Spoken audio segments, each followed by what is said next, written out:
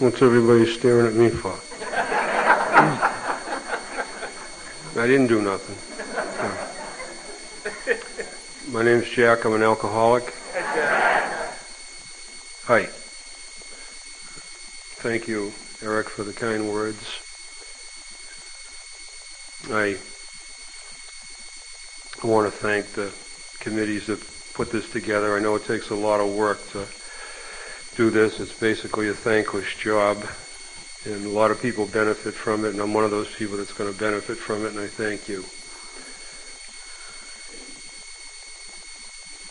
I came here to carry a message.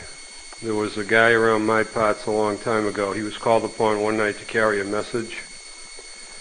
His name was Paul Revere.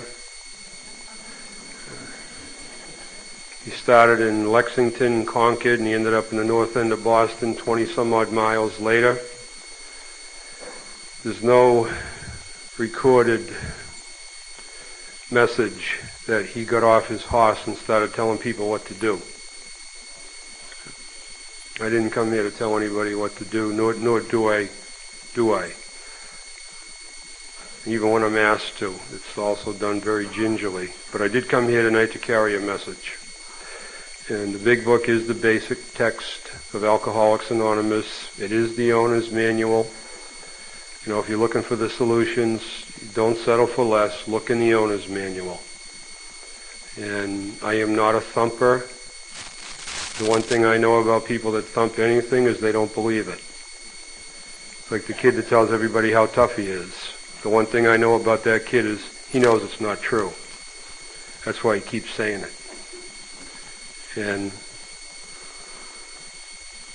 I am an alcoholic. The biggest change in my own personal recovery was I accepted myself as I was. Nobody was harder on me than me. I was constantly holding myself responsible for not knowing things I was never taught and criticizing myself for knowing what I was taught, and I was not guilty. I felt guilty, but I wasn't guilty. And if God is a forgiving God, we've obviously been forgiven, otherwise we'd be somewhere being punished. I was harder on myself than God was. And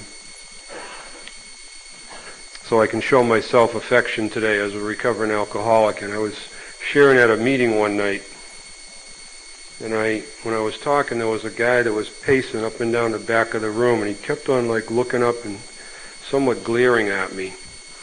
And then after the meeting was over, we were sitting around shooting the breeze, and he came up to me and he said, "Can I ask you a question?" I said, "Yeah." He said, "How long you been sober?" And I said, "Quite a while."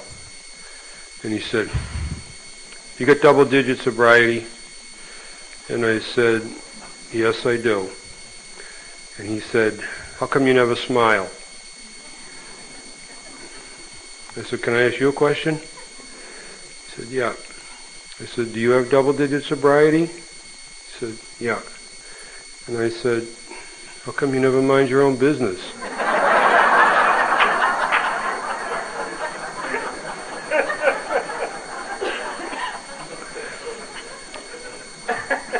I've accepted myself as I am. The only time you're ever going to see me smile is when I feel like it.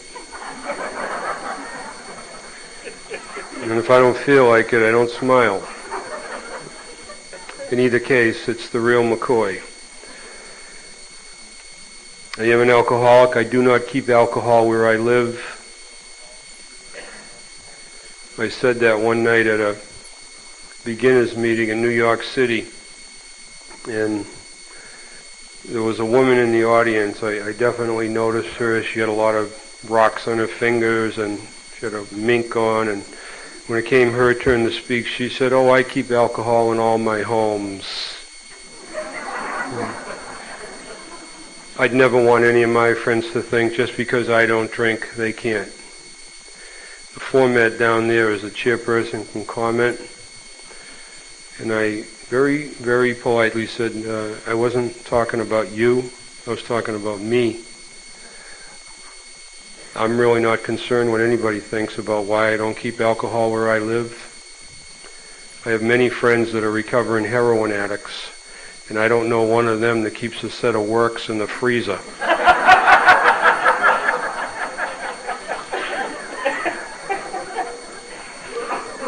Just in case one of their old friends comes by.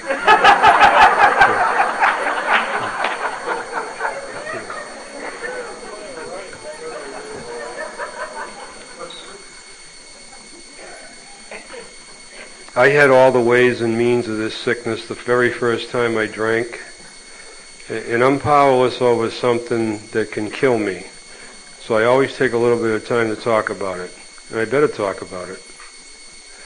And the very first time I drank, mentally, physically, and spiritually, I possessed the features of alcoholism.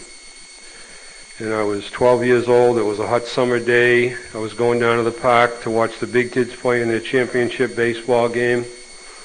When I when I came upstairs in the morning, there were some kids from the team there, and one kid, his eye was totally shut. He'd been stung by a bee in his eye, and they wanted me to play for him. I said, all right. So I went down to the park. Place was packed. I played second base. I batted ninth. I got 3 CNI singles. I scored 3 runs. I handled all the chances at second base. After the game, they took me down to the woods, gave me a trophy. When I got down to the woods, and they had planned this drinking party. And when I got down to the woods, the park instructor, who'd been a monumental power of example the last 3 or 4 summers, he was sitting on top of this big rock, and he was lushy, slushy, slobbering, eyes floating in his head, drunk. And as far back as I can remember, I have always been petrified of drunken men and attractive women.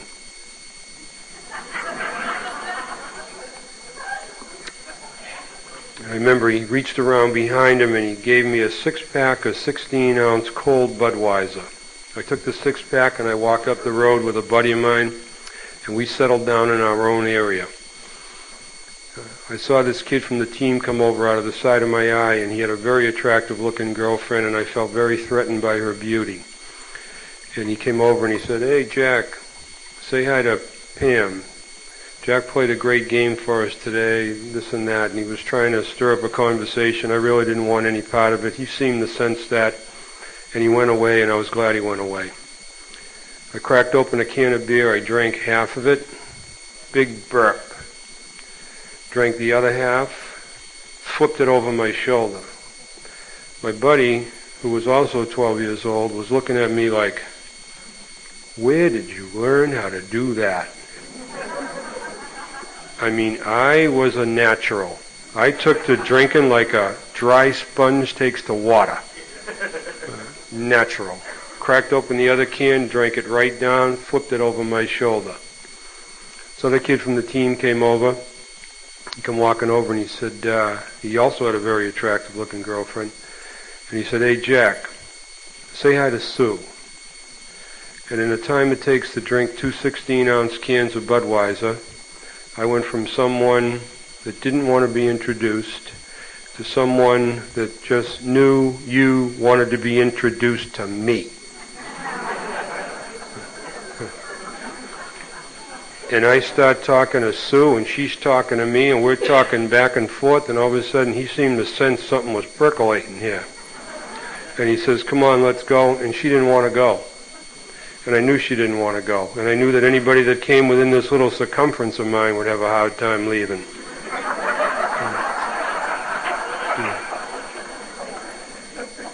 Because this seeming feeling of well-being that I was feeling for the first time, I just knew I could give this to anybody. Oh, it was a miracle what happened to me. And they say the more it does in the beginning, the more it will take in the end. It's just a barometer of how sick you are. And, you know, what really happened to me was alcohol released me from my inhibitions. And my inhibitions became my exhibitions. And that works, and it works for a while, but like all lies, they break down and they stop working. And then you're at the jumping off place. And later that day,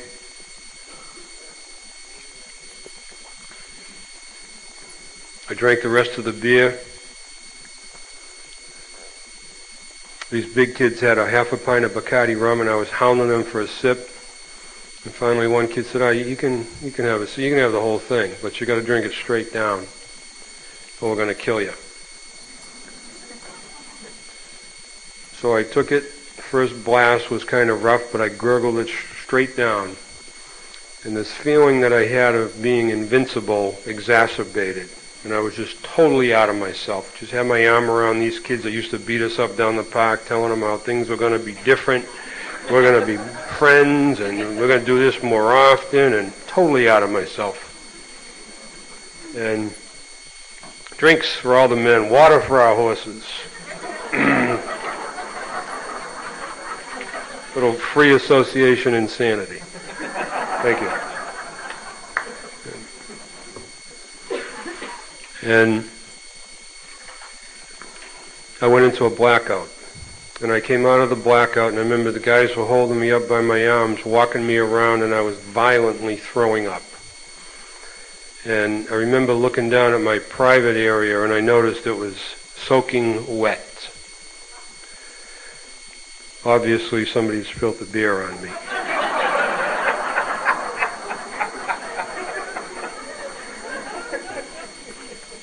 What's so funny?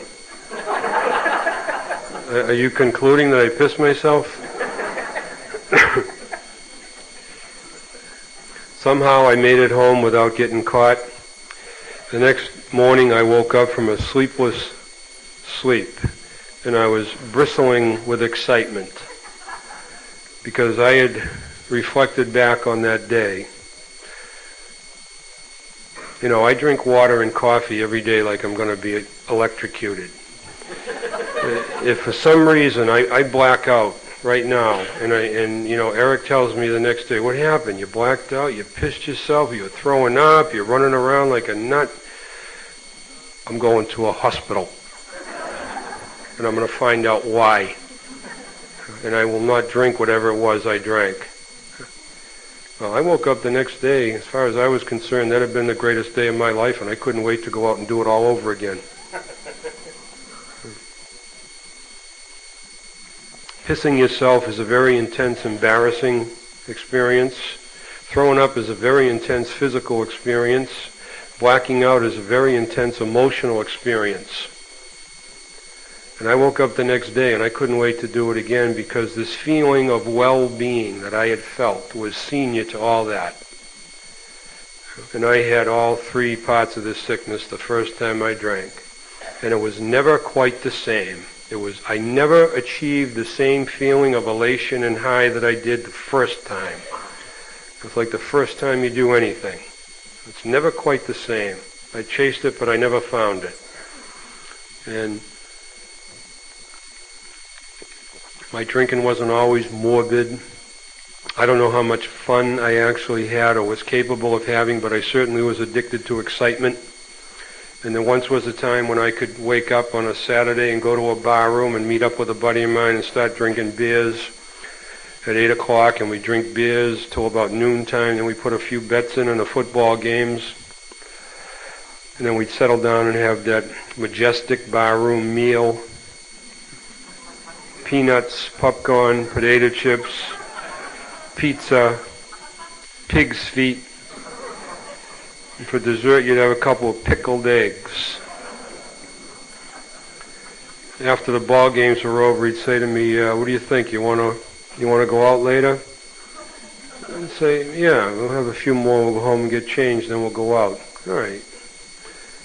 About 9 o'clock, he'd say to me, you want to go home and get changed? And I'd say, I don't know. You think we need to get changed?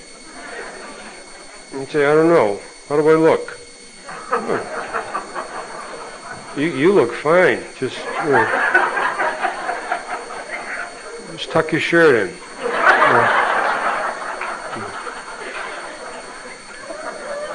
How do I look?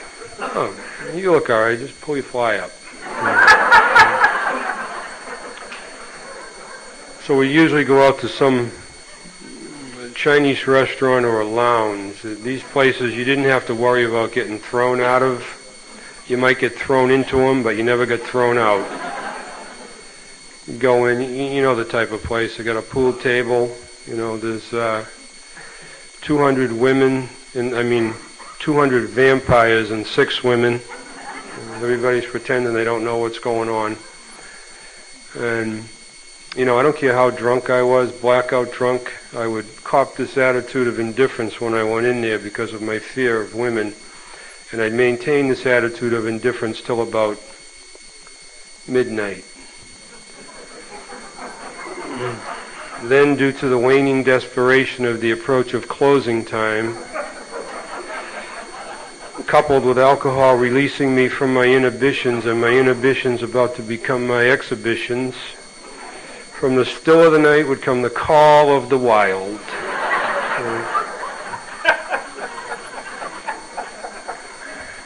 And I'd go on the hunt. I got that 8,000-mile blackout stare on my face. My fly is down. I got whiskey spilt all over my shirt. Some of the pickled eggs is hardened over here.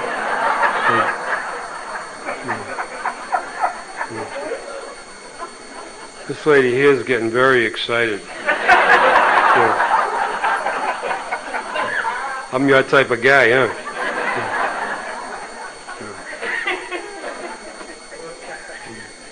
And I don't care how drunk I was, I would search the bar area for my prey. If I saw a woman that looked like she was getting ready to pass out, or perhaps throw up, that was a signal for me to make my move.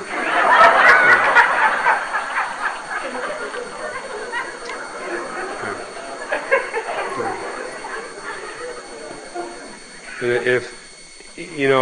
if that's all that ever happened to me from drinking, I wouldn't be standing here tonight. In fact, I'm getting a little excited talking about this stuff here.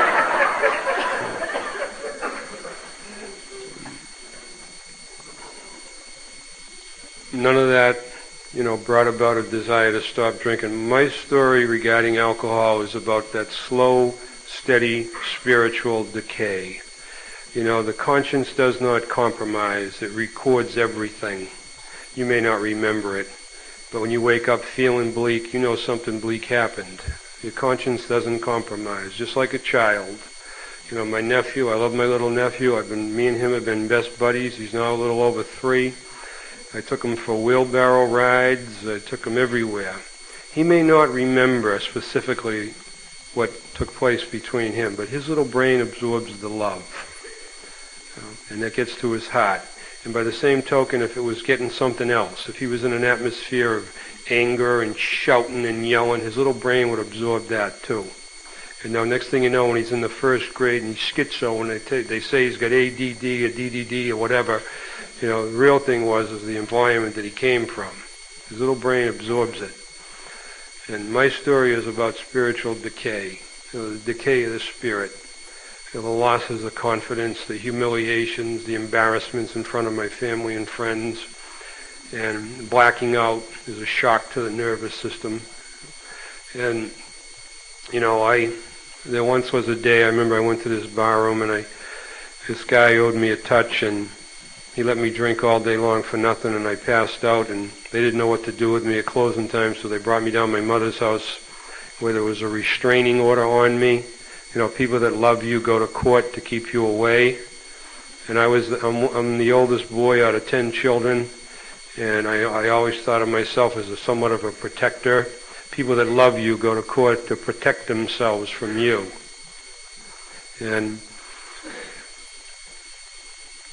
next morning I woke up, they had thrown me in some rack downstairs at my mother's house, and when I came to, I couldn't believe where I was.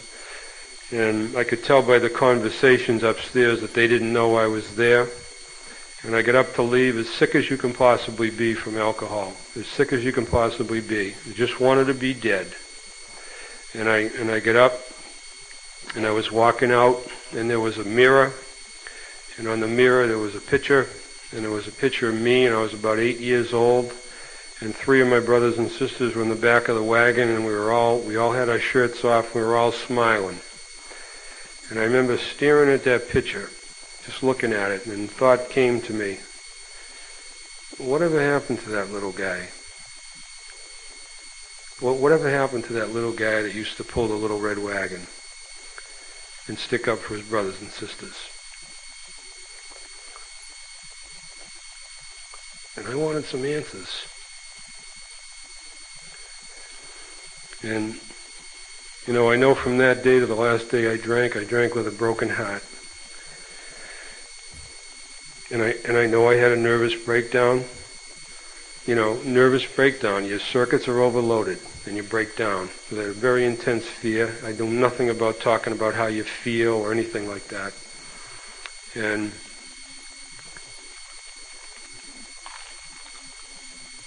for the sake of brevity, the last day I drank, I was just a shadow of a human being. And I met a buddy of mine on the beach. I'd woken up on this beach down in Tasket. Just a waste. I couldn't remember what had happened the day before. Last thing I remember was early the day before I was gargling whiskey on one of my 2 abscessed teeth to keep the pain away. It's the last thing I remember. And I came out of a blackout. I ended up walking down the Tasket Beach, and lo and behold, in front of me, I see my buddy Billy, a guy that I had done everything with. God be good to him. And he had came to Alcoholics Anonymous. And I didn't know this, and he stopped me and he said, "Hey, what are you doing?" And he just looked at me and he said, "Come on." He brought me into his car. He got me a cup of coffee. And he was new in AA. He was very new. And he thought in his mind that God had placed his buddy in his path. And it was his job to help me. And he told me that, I wasn't a shadow of a person I had once been. He wasn't criticizing me, but he started telling me a lot of things about myself. I wasn't too crazy about hearing, but I just sat there going, I know. And he brought me back to his house. He let me stay there. Every night he went to an AA meeting. He'd come back from the meeting, and I'd ask him questions about it.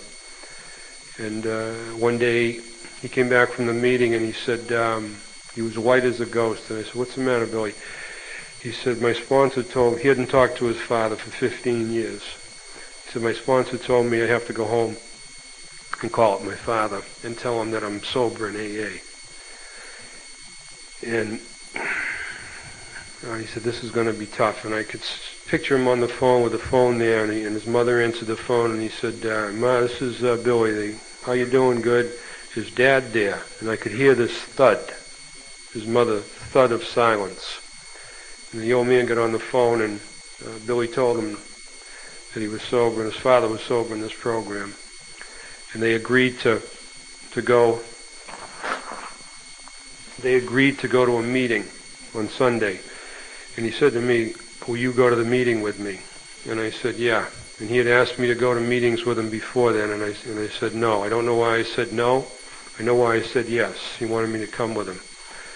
And I went to my first AA meeting. I was a kid in my 20s. I felt like I was in my 90s. I felt like there was absolutely no reason why I should live another minute. And I just felt like the way I felt, I was going to feel that way for the rest of my life. And this disease will take the brains out of your head, the love from your heart, and the spirit from your soul. It will prevent you from feeling any good feelings, replace it with feeling bad. Then it'll tell you to take your life. Because this disease knows no God. But we have that benefit as we come together. There's more power in this room than you can possibly imagine. All the life or death stories, sanity and insanity stories in this room. And if you're wondering what the grace of God looks like, if you might be new in this hall, you don't know what that is, it's 314 sober alcoholics in Portland, Maine on a Friday night. Can you picture this place if we were all drinking?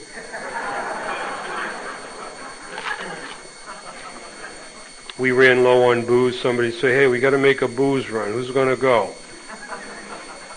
Well, let's let Joe go. He drives good when he's drunk. Yeah. You want to go with him? No.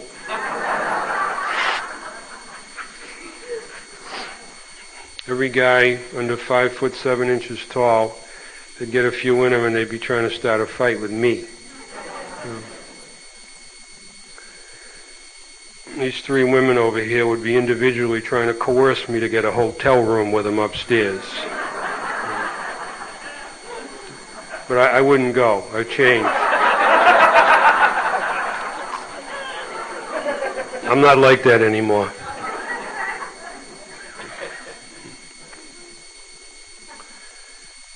But I came here a shadow of a human being, and AA quickly became the most important thing in my life. And because it has, I've stayed sober through my 20s, through my 30s, I'm somewhere in my 40s. My sobriety has been continuous and uninterrupted, and during that entire period of time I have never woken up, never once, and said to myself, gee, I wish I drank yesterday. And I've never had more gratitude than after a drunk dream. Because right about the time you realize it was only a dream, you'll feel a surge of gratitude because seconds before you really thought you lost the gift. There's three things I can do with this disease sober. I can turn it inside and it will eat me up. I can turn it outside and look for trouble, or I can change. Big Book talks about a psychic change, what I see when I look out my eyes. Without rigorous honesty to practice the spiritual principles and a trust and reliance upon the God of my understanding, it's not going to happen. And, it says in the book that you can find out if you're an alcoholic by stepping over to the local bar. And if you can start drinking but can't stop, you can easily diagnose yourself. So, there's also another way you can find out, which we've all found out this way. Don't drink. If you're an alcoholic and you stop drinking, the absence of alcohol is going to bother you.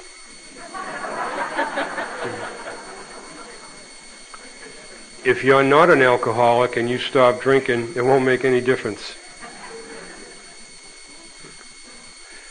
It's kind of like having a toothache. If there's somebody in this room tonight and you got a toothache but you're trying to listen to me, it's very difficult because all you're thinking about is your tooth that aches. And when you've got a spirit that aches, all you think about is yourself. Instead of alcohol being always on my mind, this obsession with alcohol returns to its real source, me. I am always on my mind. And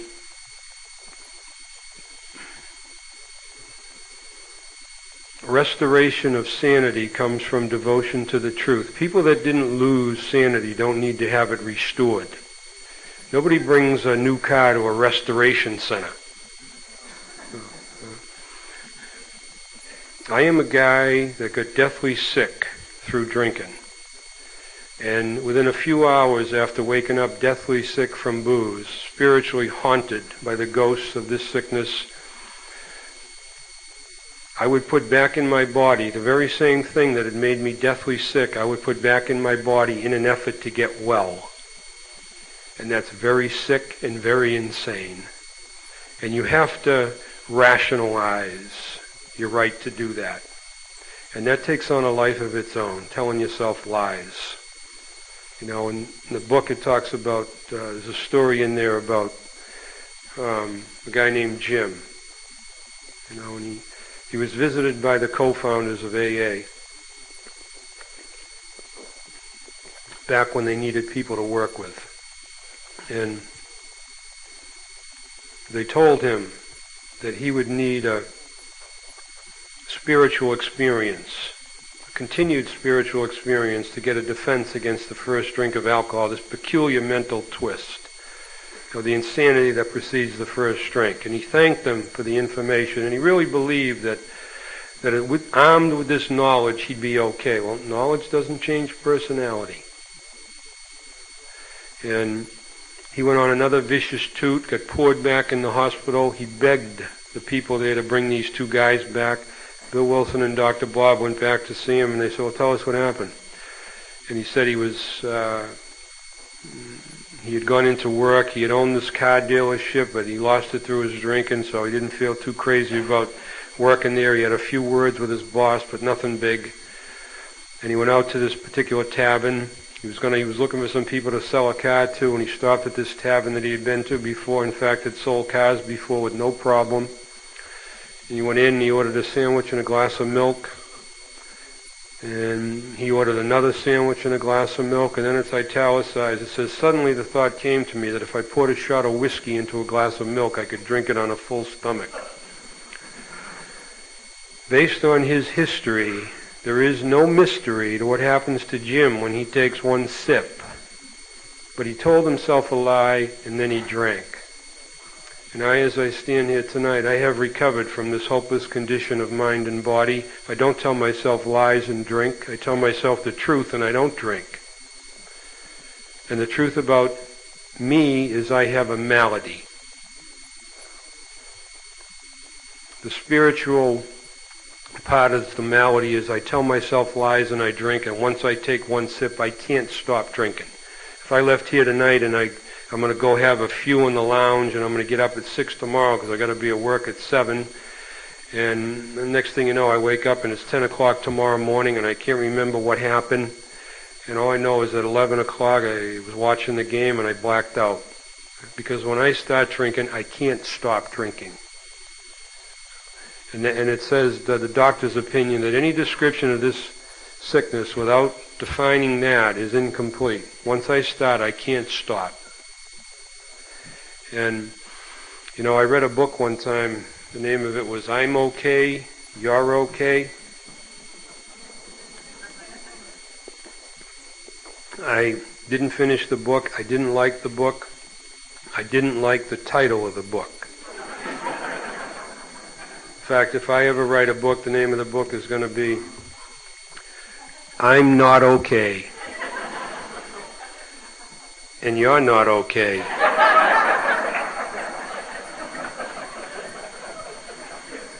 But that's okay.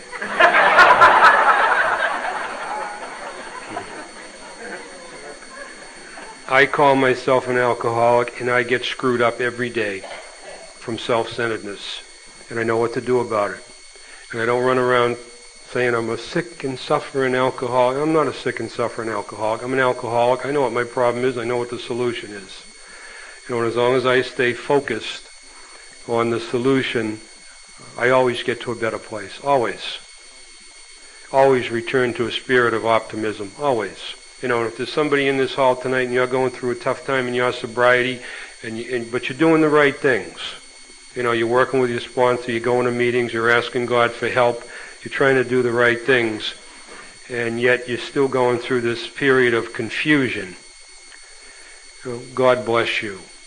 God bless you. If I had a magic wand and I could wave it over your head and make you better, I wouldn't do it. Because I wouldn't deny you the dignity that comes from going through situations like that. You're getting ready to let go of something. You're coming into something better. Every feeling that we ever drank over is going to surface sober. And you can trust and rely upon yourself or God. One way makes you bitter, one way makes you better. Ooh, that was pretty good.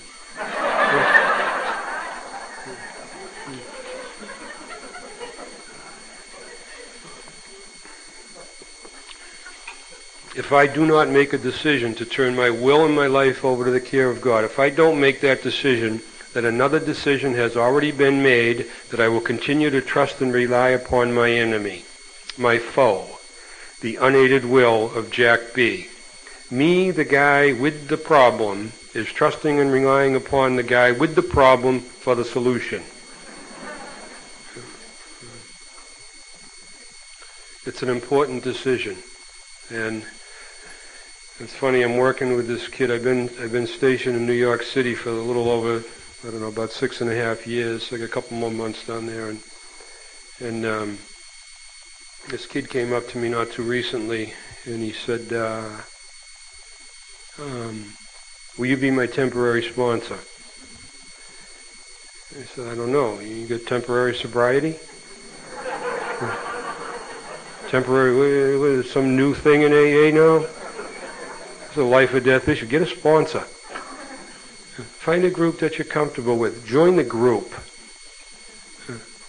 Please. And I listened to, we shot the breeze. I said, I'll tell you what I can do. Do you want to go through the steps? Because he kept on saying I need the steps. I said, yeah. So he told me all his problems he's having at home and at work and this and that. I said, okay. I said, what I want you to do is, I said, you got a copy of the big book? He said, yeah. I said, read the first 64 pages. He just looked at me. And about a week later, I went to a meeting with him, an open discussion meeting, and he shared, and he said, yeah, I had all these problems, and I asked this guy to be my sponsor, and I thought he was going to give me this deep psychological answer. He tells me to read the first 64 pages of the big book. I don't have any answers. I have a solution, but I don't have any answers. You apply the solution to the problem, and you start paying attention to the real problem, which is inside, all of a sudden everybody else starts getting better. Oh, it's amazing. It is amazing. It's an inside job. Oh, yes, it is. You know, you can come here and get sober, get a job, get money, get new clothes, get a car, new car, get a girlfriend or Miss Right or Miss Right Now. Oh yeah, you can get all these external things. You can also pour maple syrup on horse shit, but that don't make a French toast.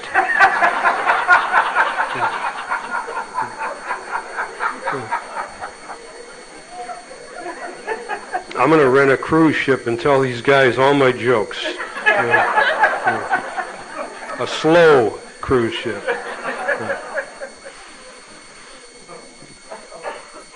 Problem must get to the solution, and it's inside. And you can also come here and learn all the catchphrases and become a great plagiarizer and make everybody laugh and have people come up to you and tell you just how wonderful you are. But unless you're being rigorously honest, you don't get the credit. Oh no. It goes to the person you're pretending to be, who doesn't exist. And that's what sets you up to keep living that way. Unless I get rigorously honest about myself and what I'm doing, I'll walk around here with my feet firmly planted in midair for a long time. And I can start using my sobriety time as a weapon. And the gentleman that mentored me through this process, I wrote my resentments, and resentment is you replay a situation over and over again in your mind trying to get a different result, and it never changes because it already happened. The hardest things we let go of have already happened. And I'm not especially endowed to replay life. And when I replay these situations, I make these hypothetical changes. You said this, but this time I said this. You said that, but this time I said this. And every time I make that hypothetical change, I feel a surge of power. The book refers to it as a moment of triumph. And all that does is isolate me and separate me and make me feel different. Yeah, I'm different. That's what makes me just like you. And all the people that were different were together. Hence, similar. I had a resentment against this teacher that made me get up in front of the class. I had these glasses that I had found out in front of the school, and I was goofing with the glasses. And he had his back to the blackboard, and he said, okay, Jack, put your glasses on and come up in front of the class. And all of a sudden it wasn't so funny anymore. And I just backed off. And he said, no, put your glasses on and come up in front of the class, or I'm going to send you down to the office and we're going to expel you for 5 days. I put my glasses on. I got up in front of the class. I never felt more humiliated in my life, other than stuff with my father. And I had the worst resentment against this guy for years. I used to go to Thanksgiving football games hoping he'd be there because I wanted to find out where his address was. I was going to rent a plane and drop a bomb on his house. I don't have a license to drive a plane, and that's a resentment. When I wrote out my resentments and the turnarounds, I'm resentful at Mr. E. He embarrassed me, affects my self-esteem. I'm selfish. I didn't want him to embarrass me. I'm dishonest. He told me 100 times to pay attention. I was high on alcohol, I was high on angel dust, I was high on other narcotics. I'm self-seeking. I pretended it didn't bother me. I snubbed him, I badmouthed him, I skipped his class, I stopped talking to him, I stopped going to his class. And I was afraid of what everybody in that room thought about me because I didn't say nothing back to him. And that was the exact nature of the wrongs. I was doing it myself, and I was shifting the responsibility for what I was doing onto him. And I really believed that. When I saw the truth, I was shocked. And the truth does bring real humility, and it puts your feet back on the ground. And if I have to tell myself a lie to feel a surge of power. If I tell myself the truth, I do not feel a surge of power. And that leads to real humility and a real sense of completeness. And if I'm afraid of something, it means I can do it. I have no fear of playing for the Red Sox, the Bruins, or the Celtics. I got no fear of running the marathon. I got no fear of flying planes. I got no fear of navigating ships. And I can't do any of those things.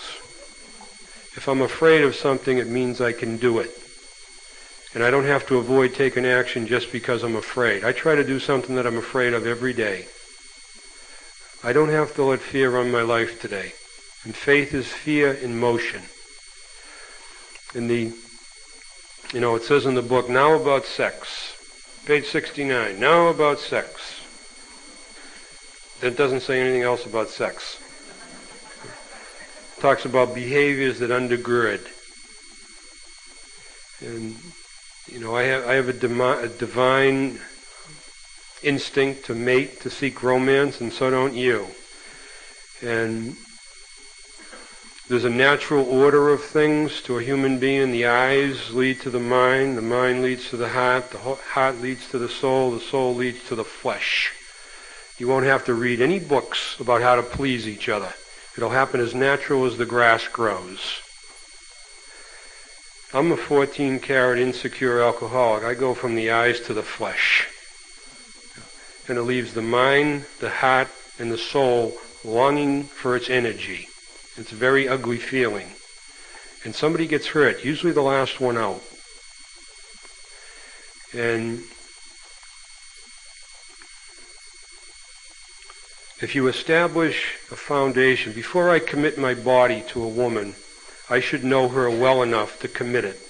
And she should know me well enough to commit it. Then I can play 9 innings. Oh, we're great for 5 innings. But if you establish the foundation first, you can play 9 innings.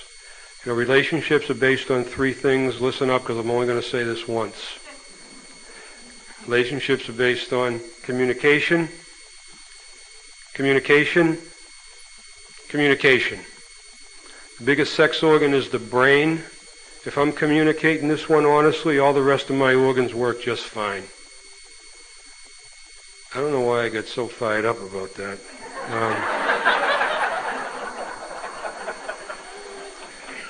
Somebody obviously needed to hear it.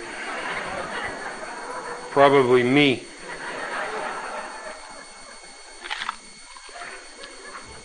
And alcohol is never going to lead me back to a drink. I see alcohol on TV every day. It's all over the place. Alcoholism would lead me back to a drink. Some type of compulsive behavior where I allow my spirit to decay.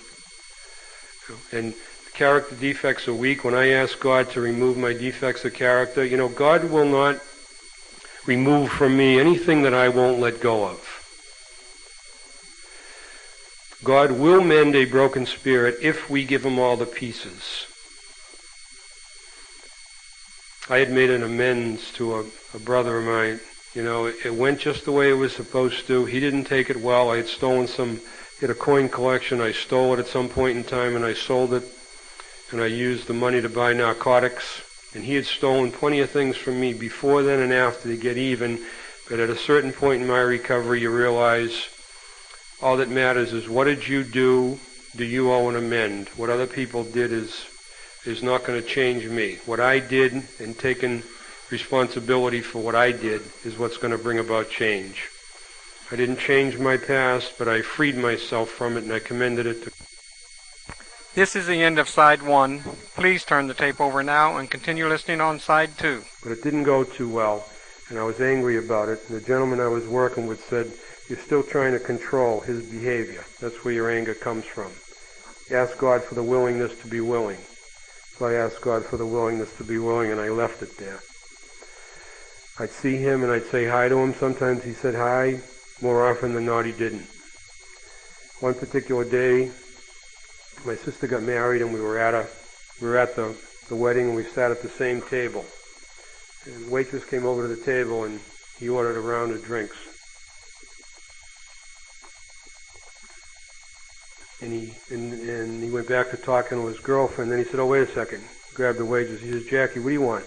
"What do you want?" He doesn't drink. "What do you want, Coke?" And I said, "Yep, I'll have a Coke." Clear away the wreckage of your past. Give freely of what you find.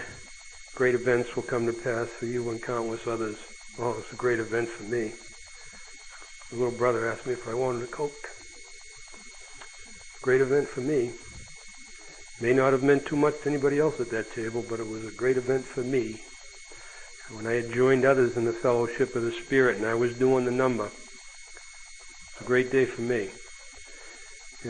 And remember, Oz never did give nothing to the Tin Man.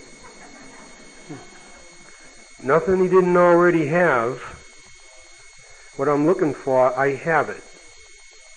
My soul doesn't get sick, it gets blocked. It gets blocked by old attitudes and old ideas, and it's grace through dependence that unclogs these pipes of old attitudes and old ideas, festering resentments and self-pity. It unclogs that, and the grace of God could come in and touch my heart and move my spirit, and I can give this back. And I can develop patience and allow other people the dignity to their own pain. You know, we really don't realize how much our behavior affects other people. Well, we know how much other people's behavior affects us. We really don't realize that. And even me saying that, I still don't realize it. And nothing has changed me as far as, other than prayer and meditation, nothing has changed me like amends. And I've made amends, and like most things in life, they weren't what they appeared to be. Like people, they're usually not what they appear to be. And I owed a credit union like $6,500. The original loan was for $35,000. I had defaulted. It had been years. They had the admin onto it, having to get a lawyer, a collection agency. And I was telling, I said, don't they ever go away? They just write it off. And the gentleman that mentored me through this, he looked at me and he said, "Jack, they don't want your money.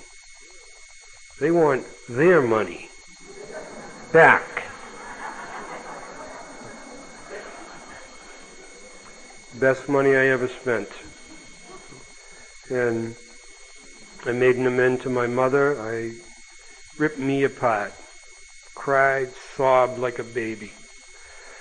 I came out of my mother's house after making that amend, and every feeling that I had suppressed in this relationship with my mother was refelt and expressed when I owned up to my part in it. And and I know on that day, and I haven't been the same guy since. On that particular day, if somebody had come up to me and said, "Hey, Jack," when I was new, "what do you want from AA?" I would have said, "Pretty girlfriend, new car, money." Boy, would I have sold myself short. Those things don't get you sober. They don't keep you sober. If you place them before this program, you may well get drunk. I always thought I felt incomplete as a man without those things. That's not what makes me feel incomplete. What makes me feel incomplete is not having a relationship with my higher power and spiritual principles to practice. By the nature of doing that, I can make better decisions. Otherwise, it's, sickie gravitates towards a sickie. Two sickies don't make a wellie.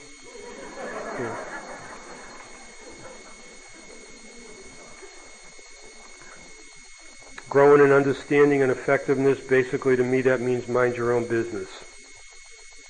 But mind it. Pay attention. Nothing can give you lasting happiness. Nothing. You have that already. if you stop disturbing it. And I disturb it when I go out of bounds. I'm not responsible for how other people act or how other people react. I am 100% responsible for how I act and how I react, and that's all I'm responsible for. By paying attention to that, you realize what your only credential in life is. In the world of the spirit, you get one credential. It's not who you are, who you think you are, who other people think you are. It's not what you have or what you do. It's not what your sobriety date is or where you're from. Oh no, no, no, no, no, no, no, no. You have one credential, your character. And your character is your fate. So do not complain about where you are in life, whether you've had profit or loss, because it's been your own decision-making process that has brought you where you are. Our troubles were of our own makings. Thank God they were, because that means we can do something about them. And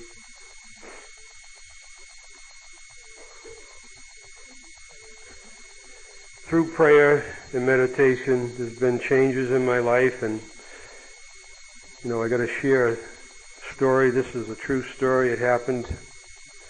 It was disclosed to me after a meditation what really happened in the Garden of Eden.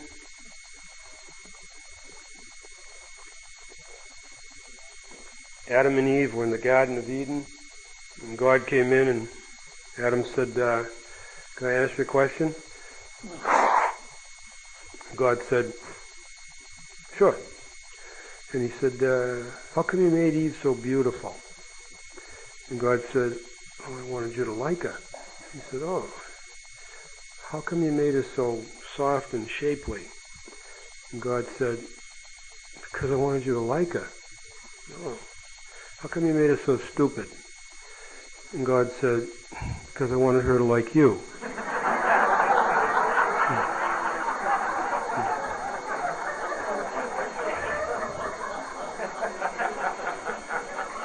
One way makes you bitter, one way makes you better. My life is good today because there's a higher power in it, and there's direction in it. And, I have had a spiritual awakening as a result of these steps. My spirit has been awakened by devotion to the truth. I've shared some of that with you tonight. You, the most important people in my life. And I've gotten my dignity back through the process of recovery. I really have. I've retired from the shit business. I don't give people shit, and I don't take people's shit. I retired from that business. And we're on the firing line. Don't expect everybody to roll out the red carpet for you. I always have the right to claim my right and speak the truth. And I had in my office in New York, every Marine recruiter that I know, they have all their accomplishments on the wall. Walk into a recruiting office anywhere, you'll see it. I have one picture in my office. It's a picture of me in the ring shaking hands with Muhammad Ali. And I got a little picture on the side of myself, my buddy's a rock star, my mother, and my little nephew. That's all I got on my wall. My sister bought me a Muhammad Ali picture. In fact, it was the fight he had in Lewiston, Maine, when he's standing over Sonny Liston.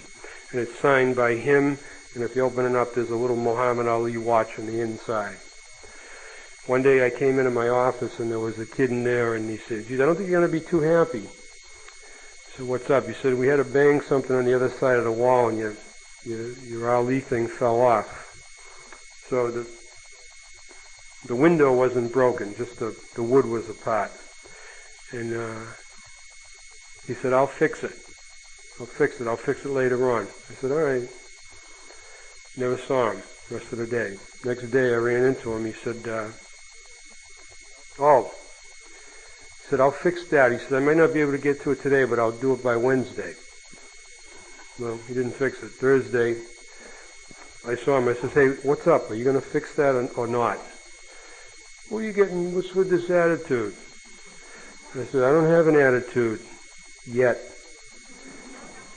Are you going to fix it or not? I'm giving you the opportunity to work it out between me and you." He said, I'll tell you what, I'll fix it before close of business Friday. I said, okay. Friday rolls around. He's nowhere to be found.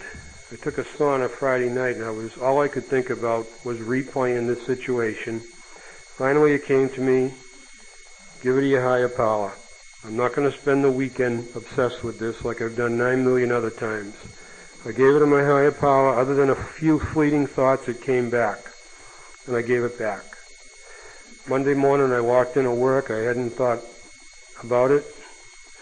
I had to go out of my office to go get something. As soon as I walked out of the office, there's this kid. And I said to him, hey, you didn't fix my picture. You give me the look. So you can give me all the looks you want, but as soon as I get through doing my business, I'm going to see your supervisor. I'm going to have a PCR ass. And treat me like that. I came back in my office. His buddy came in about 15 minutes later. Hey, Sean broke your picture. Where's your picture? He said, I can fix it. He says, I'm good at it. It's right there. He came back about an hour later. It was all super glued, looked beautiful. Kid did a great job. He said, oh, just let it sit there for the day and it'll be all set. And I tell you this, if I hadn't given that to my higher power, I never would have been able to do what I did, because I would have created a whole different story, and when I saw him, I would have said, hey, how you doing? Hey, man, come on. I would have played this little limp dick nonsense. It doesn't call for that. It calls for a straight shot. If I didn't come here tonight to shit you, please don't shit me.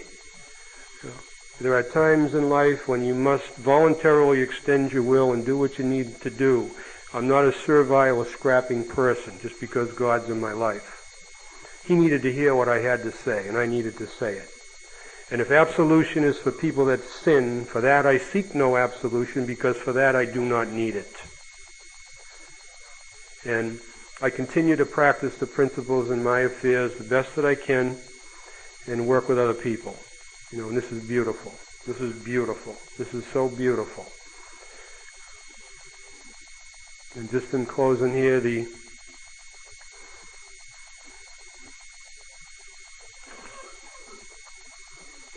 everything that's happened to me in my life, drunk or sober, I've been able to look it squarely in the eye and feel all the feelings that come from looking the truth in the eye, right, wrong, or indifferent. The feelings that you feel, those are the healing feelings. Like if somebody dies and you feel sad, the feelings of sadness, that is the healing feeling. Eric Fromm wrote a book, and he said that every time people were confronted with opportunities to grow spiritually, it was always characterized by fear, and they looked for other options when they escaped from freedom. And that was the name of the book, Escape from Freedom. And I'm not escaping from my freedom today. Everything has worked for me by looking at it. You can never tell when misfortune may not after all turn out to be fortune. If I had been a social drinker, I never would have felt the god-awful aches of alcoholism that have led me to know, in recovery, the true meaning of life, the premium importance of God, and the value of character to the human spirit. One must never forget, when misfortune comes, it is quite possibly saving us from something much worse. Or when we make a mistake, it may very well serve us better than our best advised decision. Because life is a whole, and fortune and misfortune are parts of the whole, and no part can be separated from the rest. Here tonight we witnessed the miracle of divine interruption. Untreated alcoholism is a terminal disease that kills most alcoholics. They say 1 of 37 recovers. Most alcoholics will die shortly after their last drink, or medically from a drink, or from a drinking episode. And this is the case unless the sickness is interrupted. Our sickness has been interrupted here tonight. And were any of us, of and by ourselves, capable of interrupting it?